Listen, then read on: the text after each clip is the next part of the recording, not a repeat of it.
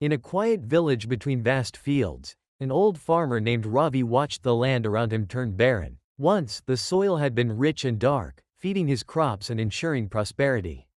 But over time, the relentless use of chemicals, deforestation, and ignorance had stripped the earth of its vitality. One day, Ravi's grandson, Aryan, asked, "Grandfather, why does nothing grow here anymore?"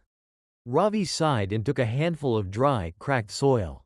"Because we took from the land but never gave back," he said. Determined to bring back the lost greenery, Aryan and his friends decided to act.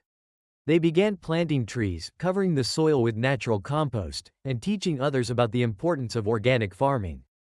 Slowly, the land responded. Tiny green sprouts emerged. The soil regained its moisture, and life began to return. News of their efforts spread, and soon, the entire village joined in.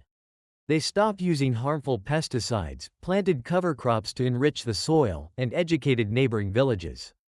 Within years, what was once a barren wasteland had transformed into a lush, thriving ecosystem.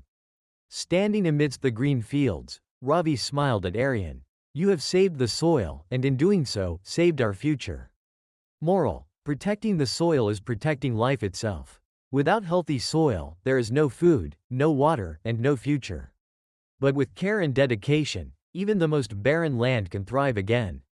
Saving soil is not just about agriculture. It is about securing the future of all life on Earth.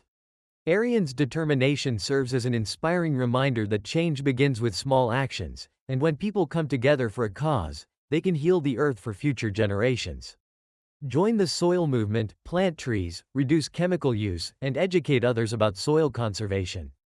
Together, we can heal the Earth and ensure a greener tomorrow. Let's save soil. Do like, share, subscribe, and spread awareness.